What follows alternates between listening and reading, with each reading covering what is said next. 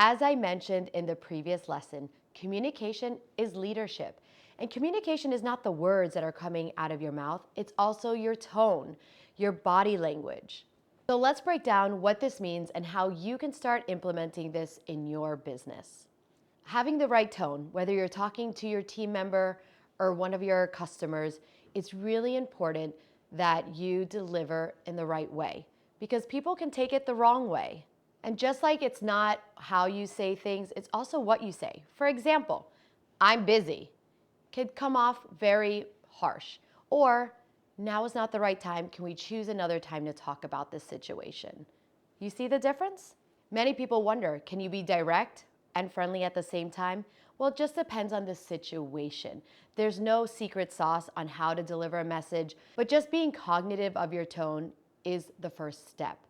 For example, when I'm really busy at work and someone approaches me, rather than me just brushing them off and saying, no, I can't talk about that right now, even though that's what you're probably thinking, you need to turn, look at them and say, however, right now is not the right time, and we could talk about this as soon as I get this project done. If you don't know, body language is part of communication. And the most common one when someone's upset is they cross their arms. And that says a lot on how they're receiving your message. So communication is not about just the tone, your body language, but it's also actively listening. The word communication, commune, means both ways. So make sure that you take time to actively listen and also communicate properly. Technology has taken over our world. And when you're talking to someone, either they're typing on the computer or they're on their phone. Communication is also about taking a moment to put it down and listen and actively give them feedback for whatever they're talking to you about. So there are different ways where you could show people that you're actually paying attention. Number one, put down your phone. Look them in the eye. Even something as simple as leaning in so they feel that you're engaged. Communication is also about being open and hear new ideas, and listening, and also just being humble. For example, in our company, we believed in open communication and feedback. Because at the end of the day, the people at the front line are going to give you the feedback of whether your processes are working or not. There was one point where we were inundated with the phones ringing and we didn't get to them in that third ring policy. And so we implemented a text messaging system. But without the feedback from our team and our patients, we would have never known what the issue was. Remember, your frontline workers, they are aware of the situation. And sometimes leadership, they may put out a process and they're unaware of it. So be open and listen and make sure you give everybody time to give you their ideas because honestly, as entrepreneurs, you can't be everywhere at the same time.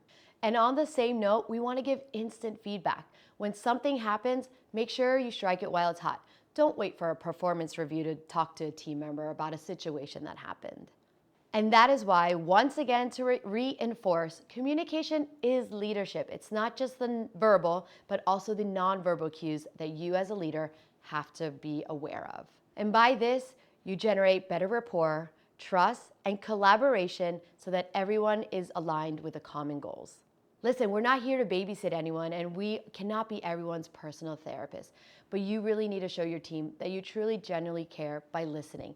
And it's not about foosball tables or fancy dinners with your team. It really is about taking a step back, being present in the moment, and listening to their questions and concerns. So now on the worksheet, I want each of you to identify what is your leadership style.